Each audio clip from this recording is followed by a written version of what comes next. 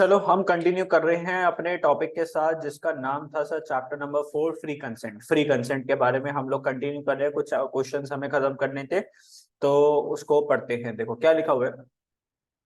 An attempt to deceive which does not deceive is so fraud, which an attempt to deceive which does not deceive is no fraud। मान लो मैं एक बंदे के साथ fraud करना चाह रहा था लेकिन फ्रॉड हो नहीं पाया, फ्रॉड हो नहीं पाया। बेटा अगर फ्रॉड हो जाता तो सामने वाले को क्या मिलती, फिर उसकी सजा मिलती। लेकिन मैं फ्रॉड करना चाह रहा था, फ्रॉड की मैंने प्लानिंग भी कर ली लेकिन प्लानिंग क्या नहीं हो पाई, पूरी नहीं हो पाई। सामने वाले को पता ही नहीं चला कि मैं उसके साथ क्या करने वाला था, फ्रॉड करने वाला। तो इस केस के अंदर क्या आपको कोई सजा मिलेगी? इंडियन कॉन्ट्रैक्ट एक्ट के अंदर नहीं मिलेगी सर। तो क्या लिखा हुआ है देखो, an attempt to deceive which does not deceive. जैसे अटेम्प्ट करा आपने लेकिन अभी डिसीव नहीं हुआ, सामने वाले को कोई चोट नहीं पहुंची, कोई डैमेजेस नहीं हुआ, इसको हम फ्रॉड नहीं मानते, इसको हम फ्रॉड नहीं मानते sir. It is true to say that a deceit which does not deceive is no fraud because a mere attempt to deceive by one party is not treated as fraud। तो सिर्फ आपने attempt करा किसी को fraud करने का तो उसको फ्रॉड नहीं माना जाएगा। The other party is actually deceived। In other words, the other party must have been induced to enter into a contract। मतलब इसके अंदर क्या होना चाहिए था कि आपने बंदे को जानबूझ के अपने कॉन्ट्रैक्ट के अंदर फंसाया because of representation made with an intention to deceive. आपने उसको कुछ ऐसी बातें बोली, ऐसी रिप्रेजेंटेशन करी जो कि वो आपकी बातों में आ गया और आपके साथ उसने क्या कर लिया, कॉन्ट्रैक्ट कर लिया। और फिर कॉन्ट्रैक्ट करने के बाद आपने क्या दे दिया, धोखा। But if such representation does not come to the notice of party, लेकिन ऐसी चीज उसके दिमाग में आई नहीं कि इस बंदे ने मेरे को धोखा दिया, it can not be said to mislead that party, so there is no fraud. अब जैसे मान लो फॉर एग्जांपल ए एक बंदा था, a while selling N unsound horse, वो अपना एक हॉर्स बेच रहा था जो कि दिमाग से क्या था, पागल था। Put up on the stable door a forge certificate from a veterinary surgeon. तो उसने क्या करा ना, एक वेटरनिटी सर्जन जो होता है ना, वेटरनिटी का मतलब जानते हो ना कि जानवरों का डॉक्टर जो होता है, उससे उसने क्या लिया, एक सर्टिफिकेट लिया और उसमें लिख दिया कि इनका जो हॉर्स है वो क्या है, साउंड माइंड का है। और उस पर अपने फोर्स्ड सिग्नेचर, मतलब क्या होता है, जाली सिग्नेचर कर दिए। क्या कर दिया, फोर्स्ड सर्टिफिकेट ले लिया, मतलब एक जाली डॉक्यूमेंट बनवा लिया। कहाँ से, वेटरनिटी सर्जन से, कि हॉर्स कौन से माइंड का है, साउंड माइंड का है। जैसे बहुत लोग होते हैं ना अपनी डिग्रीज वगैरह फेक बनवा लेते हैं, वैसे इसने एक फेक क्या बनवा लिया, सर्टिफिकेट बना लिया वेटरनिटी सर्जन का कि भैया ये घोड़ा क्या है, साउंड माइंड का है, horse's of sound mind. Be a purchaser. अब ए ने वो सर्टिफिकेट किसको देना था, बी को देना था, ये दिखाने के लिए कि देखो मैंने अपना हॉर्स की टेस्टिंग करवा रखी है और ये ठीक है। बी या purchaser did not notice the certificate, उसने सर्टिफिकेट को देखा ही नहीं। बी जब हॉर्स खरीदने के लिए आया उसने सर्टिफिकेट को देखा ही नहीं और हॉर्स को क्या कर लिया, परचेज। उसने अगर सर्टिफिकेट को देख लिया होता और उसको अगर बी को पता चल जाता कि ये डॉक्यूमेंट क्या है, फेक है, तो वो फिर ए के ऊपर क्या कर देता, केस कर देता। लेकिन यहाँ पे बी ने सर्टिफिकेट देखा ही नहीं। जब देखा ही नहीं तो उसको कैसे पता चलेगा ये सर्टिफिकेट क्या है, नकली है? तो कोई केस तो होने ही नहीं वाला उसके ऊपर। B can not avoid the contract on the ground of fraud. अब बी कॉन्ट्रैक्ट से मना नहीं कर सकता, किसके ग्राउंड के ऊपर, फ्रॉड के ग्राउंड के ऊपर। In this case B was not in reality induced by false signature. भैया उसको फॉल्स सिग्नेचर से नहीं फंसाया गया यहाँ पे to purchase the horse, as he has not seen the certificate, because भाई उसने सर्टिफिकेट देखा ही नहीं था। Thus an attempt to deceive, अब उसने अटेम्प्ट करा था सामने वाले को नुकसान पहुंचाने का, which does not deceive, लेकिन वो डिसीव नहीं हुआ, that is does not influence the consent of other party is no fraud। लेकिन वो फ्रॉड नहीं हुआ सर, उस सर्टिफिकेट की वजह से फ्रॉड नहीं हुआ। बाद में आगे चल के जब बी को पता चलता है कि घोड़ा कैसे माइंड का है, अनसाउंड माइंड का है और जानबूझ के ए ने उससे ये बात छुपाई थी, फिर उसके ऊपर फ्रॉड का केस हो सकता है। फ्रॉड का केस इस बेसिस, सर्टिफिकेट के बेसिस के ऊपर नहीं हो सकता, बिकॉज सर्टिफिकेट बी ने देखा ही नहीं था। ठीक है, पॉइंट नंबर बी पे चलते हैं सर, मतलब क्वेश्चन नंबर 6। नेक्स्ट क्वेश्चन बच्चों आपका, ये सारे आपके इंपॉर्टेंट क्वेश्चन है। The law relating to mistake, law relating to mistake is a commodity, is a comedy of errors. Comment, law relating to mistake, अगर आपने लॉ के अंदर कोई क्या कर दी, मिस्टेक कर दी, उसको क्या बोला, इज अ कॉमेडी। कॉमेडी वो क्या है, कॉमेडी है, मजाक है, किसका, एरर का। इसका मतलब क्या होता है, देखो सबसे पहली बात, मिस्टेक क्या होता है। One of the essential element of a valid contract is the free consent. सबसे इंपॉर्टेंट मतलब क्या है, कॉन्ट्रैक्ट के अंदर क्या होना चाहिए, फ्री कंसेंट, के सामने वाले ने अपनी अप्रूवल अपनी मर्जी से दी है, आपने उसमें अनड्यू इन्फ्लुएंस नहीं करा, कॉर्शन नहीं करा, मिसरिप्रेजेंटेशन नहीं करा। The parties are said to having or providing a free consent to a contract when they agree upon the same thing in the same sense। दोनों पार्टीज जब एक ही बात पर एक ही मुद्दे पे आके क्या करती हैं, सहमति दिखाती है, उसको क्या बोलते हैं, free consent at the same time. This means parties to the contract are ad idem. Ad idem का मतलब क्या है, approving same thing in the same sense at a same time. When there is no consent, जब सामने वाला अपनी approval नहीं देता, और the consent is not free, या कंसेंट आपने भैया फ्रीली नहीं ली, उसको जोर जबरदस्ती की है, then there can not be a valid contract. Sir valid contract उसको कह ही नहीं सकते। According to Salmond it is described as error in consensus. Consensus क्या मतलब होता है, अप्रूवल। उस अप्रूवल में क्या है बेटा, एरर है, क्योंकि वो जो अप्रूवल है वो फ्री कंसेंट से नहीं ली गई। Consent was taken with some caution. One circumstance which interference with consent and idem is mistake। तो एक और चीज होती है कि अप्रूवल के अंदर के अप्रूवल कैसे ली भैया, मिस्टेक। अप्रूवल हमने दे दी, एक दूसरे के साथ कॉन्ट्रैक्ट कर लिया, लेकिन उस कॉन्ट्रैक्ट के अंदर हमने क्या कर दिया, एक छोटी सी मिस्टेक कर दी सर। ठीक है। Mistake can be identified as erroneous believe about something, कि हमको एक लगता था कि ऐसा होना चाहिए लेकिन ऐसा था नहीं। मान लो मैंने एक बंदे के साथ कॉन्ट्रैक्ट कर लिया, मिस्टर जॉन, जो कि यूएस में रहता था। अब मेरे को यूएस के लॉस के बारे में तो पता नहीं है, लेकिन मैंने उसके साथ क्या कर लिया, एक कॉन्ट्रैक्ट कर लिया। बाद में मुझे पता चला कि मैंने उस लॉ के बारे में सोचा ही नहीं था, उस लॉ की वजह से मुझे उस कॉन्ट्रैक्ट में क्या होने वाला था, नुकसान होने वाला था, क्योंकि मेरे को बहुत सारा टैक्स लगने वाला था। अब ये मिस्टेक हो गई ना, तो मैं उस कॉन्ट्रैक्ट को क्या कर सकता हूँ, कैंसिल भी कर सकता हूँ। मिस्टर जॉन मेरे को पकड़ के जेल में नहीं लेकर जाएगा। Mistake is further divided into, mistake को डिवाइड कर सकते हैं दो चीजों के अंदर। एक तो होती है मिस्टेक ऑफ लॉ, दूसरी क्या होती है, mistake of fact. If it is a mistake of law, अगर ये मिस्टेक ऑफ लॉ है, of one one's land, then the rule is one's own land. मतलब कि आपने मिस्टेक करी, आप इंडिया में रहते हो, आपने इंडियन लॉ के अंदर ही क्या कर दी, मिस्टेक कर दी। अब हम ये मान के चलेंगे if you are a resident of India, तो आपको कम से कम, if you are a resident of India, तो आपको कम से कम इंडियन लॉ तो आएगा ही आएगा। तो आप यहाँ पर ये बच के नहीं निकल सकते इंडिया के अंदर के, यार मेरे को तो लॉ के बारे में पता ही नहीं था। मान लो आप टैक्स की चोरी करे जा रहे हो, टैक्स सरकार को दे ही नहीं रहे। अब जब इनकम टैक्स वाले रेड मारने के लिए आ गए, तो आपने भोला बन के क्या बोला, सर जी मेरे को तो ये पता ही नहीं था, मैं क्या करूं सर। तो भैया वो पकड़ के लेके जाएंगे, वो कह रहे भाई तू इंडिया में ही रहता है कि इंडिया के बाहर रहते हैं, पाकिस्तान से आए यहाँ पे इंडिया में, तेरे को लॉ के बारे में नहीं पता।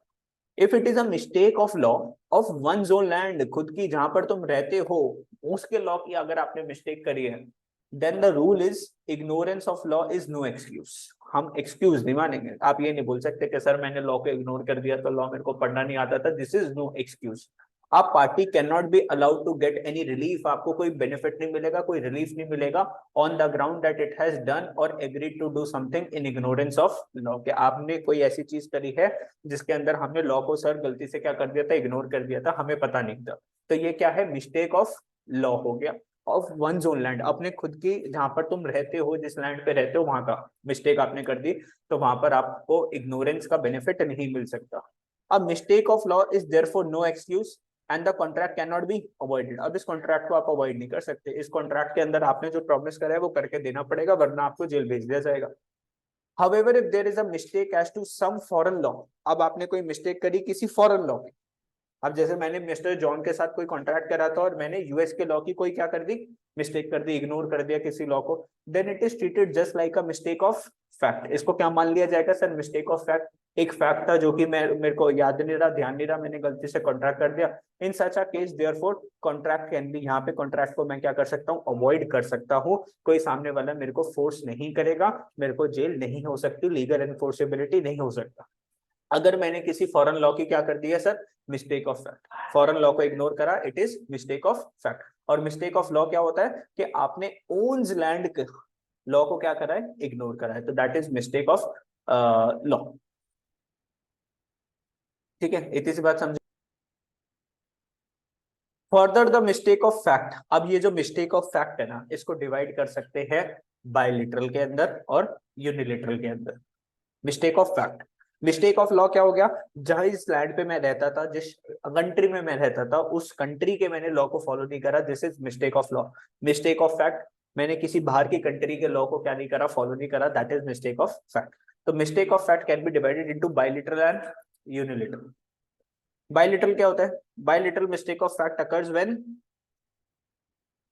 when both parties to an agreement are under mistake। भैया दोनों पार्टीज ने क्या कर दी, मिस्टेक कर दी। As to a matter of fact which is essential to a contract, कुछ ऐसी चीज के अंदर मिस्टेक कर दी जो कि इस कॉन्ट्रैक्ट के लिए क्या थी, बहुत जरूरी थी, बहुत एसेंशियल थी, जरूरी था। अब दोनों ही पार्टीज एक दूसरे के लिए क्या थी, नई नई थी। मैंने मिस्टर जॉन के साथ कॉन्ट्रैक्ट करा, जॉन को इंडिया के लॉ के बारे में नहीं पता था, मुझे यूएस के लॉ के बारे में नहीं पता था, उसकी उससे भी गलती हो गई, मुझे भी गलती हो गई। इफ दिस हैपेंस, अगर ऐसा होता है ना, तो बेटा कॉन्ट्रैक्ट क्या हो जाएगा, सीधा सीधा वॉइड हो जाएगा, वैलिड कॉन्ट्रैक्ट है ही नहीं। कैसा कॉन्ट्रैक्ट है आपका, वॉइड कॉन्ट्रैक्ट है। ठीक है, इतनी सी बात समझे? Yes sir. आगे, Therefore, the following two conditions are necessary for bilateral mistake. Bilateral mistake के अंदर दो कंडीशन जरूरी है। ये कैसा होना चाहिए, म्यूचुअल या फिर बायलिटरल। म्यूचुअल मतलब उसका भी मेरा भी, जैसे म्यूचुअल फ्रेंड होते हैं ना, मेरा भी फ्रेंड है, उसका भी फ्रेंड है, दैट इज म्यूचुअल फ्रेंड। तो म्यूचुअल मिस्टेक क्या हो गई, उसने भी गलती कर दी, मैंने भी गलती कर दी। It must relate to a matter of fact. कौन सा होना चाहिए, मैटर ऑफ फैक्ट, मतलब किसी फॉरेन लॉ की आपने क्या कर दी, इग्नोरेंस कर दी, which is essential to the agreement. However, in case of unilateral mistake, only one party is mistaken regarding the subject matter. एक पार्टी ने सिर्फ क्या करी है, मिस्टेक करी है। मान लो मैंने मिस्टर जॉन के साथ कॉन्ट्रैक्ट करा, मिस्टर जॉन ने इंडियन लॉ के अंदर क्या कर दी, मिस्टेक कर दी, मैंने फॉरेन लॉ के अंदर मिस्टेक नहीं करी। तो एक पार्टी ने क्या कर दी, मिस्टेक कर दी। अब जॉन ने मिस्टेक कर दी, तो वो हो सकता है इस कॉन्ट्रैक्ट को क्या कर दे, the contract is not voidable merely because or on the ground that it is caused by one party's being under a mistake as a matter of fact. तो दूसरा वाला पार्टी क्या कर सकता है, उस कॉन्ट्रैक्ट से बाहर निकल सकता है। ठीक है, उसके लिए वो कॉन्ट्रैक्ट क्या हो सकता है, वॉइडेबल हो सकता है। For example, H agree to buy some rice from S. H ने क्या बोला एस से कि मैं तेरे से कुछ राइस खरीदना चाहता हूँ, a sample of which was also shown to H. तो एस ने कुछ राइस का सैंपल दिखाया एच को, H by mistake thought that the rice was old. H को गलती से क्या लगा कि राइस क्या थे, पुराने थे, but actually the rice was, लेकिन एक्चुअल में राइस कैसे थे सर, नहीं थे। H could not avoid the contract, held H could not avoid the contract। तो H जो है कॉन्ट्रैक्ट को क्या नहीं कर सकता, अवॉइड नहीं कर सकता। However, there are or can be certain exceptions as well as to rules that unilateral mistake is no ground for avoiding the contract। तो कभी कभार जो है ना, कुछ ऐसे circumstances भी होती है जहाँ पे आप unilateral mistake को अवॉइड नहीं कर सकते, आपको वो कॉन्ट्रैक्ट करना ही पड़ेगा, चाहे वो मैटर ऑफ फैक्ट भी क्यों नहीं है। तो ये अभी आपके सिलेबस में नहीं है। अभी आपके मेन क्या है, आपको समझना है कि सर मैटर ऑफ लॉ क्या, मिस्टेक ऑफ लॉ क्या होता है, मिस्टेक ऑफ फैक्ट क्या होता है। मिस्टेक ऑफ फैक्ट के अंदर दो पॉइंट्स आते हैं, एक पॉइंट आता है आपका यूनिलेटरल मिस्टेक और एक पॉइंट आता है बायलेटरल मिस्टेक। बायलेटरल मिस्टेक होती है जब दोनों पार्टीज के अंदर क्या कर दी, मिस्टेक कर दी है, ठीक है, उन्होंने एक दूसरे के लॉ को नहीं समझा। और यूनिलेटरल मिस्टेक क्या होती है, जब एक बंदे ने क्या कर दी, मिस्टेक कर दी कॉन्ट्रैक्ट के अंदर, ठीक है, लॉ की इंटरप्रिटेशन में। तो ये हो गया आपका question number 6। The rule relating to mistake is a commodity of errors. अब हम ये वाला क्वेश्चन पढ़ेंगे, दैट इज क्वेश्चन नंबर 7। ठीक है, लास्ट क्वेश्चन हमारे टॉपिक का। A voidable contract is one which can not be enforced in a court of law. Voidable contract वो होता है क्या, ये पूछ रहा है आपसे, क्या वॉइडेबल कॉन्ट्रैक्ट वो होता है क्या कि जो कोर्ट के अंदर इन्फोर्स नहीं हो सकता। कमेंट करके बताओ whether it is true and false. Sir this statement is false, ऐसी बात नहीं है सर।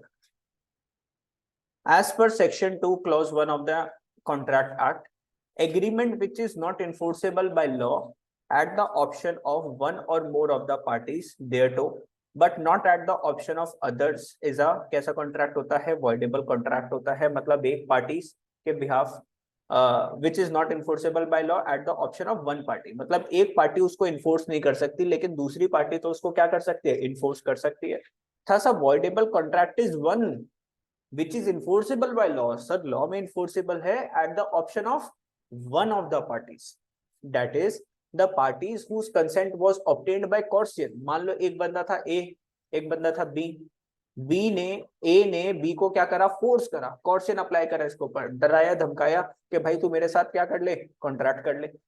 तो बी ने उस टाइम उसके साथ क्या कर लिया, कॉन्ट्रैक्ट कर लिया। कॉन्ट्रैक्ट करने के बाद बी किसके पास चला गया, पुलिस स्टेशन चला गया और उसके पास चला गया, मान लो कोर्ट में चला गया। अब ये तो इस कॉन्ट्रैक्ट को क्या करेगा, इन्फोर्सेबल करेगा ना बेटा, क्या करेगा, इन्फोर्सेबल करेगा ना। वो क्या लेकर जाएगा इसको, ए को किस में लेकर जाएगा, जेल में लेकर जाएगा। ठीक है, whose consent was obtained by coercion, undue influence, misrepresentation और fraud। तो ये था सर आपका लास्ट क्वेश्चन जो कि हमने खत्म करा पर्टिकुलरली इस चैप्टर का। इस चैप्टर का नाम क्या था सर हमारा, इस चैप्टर का नाम था फ्री कंसेंट। तो फ्री कंसेंट हमारा फाइनली खत्म हुआ। अब हम स्टार्ट करेंगे कंसिडरेशन। ठीक है।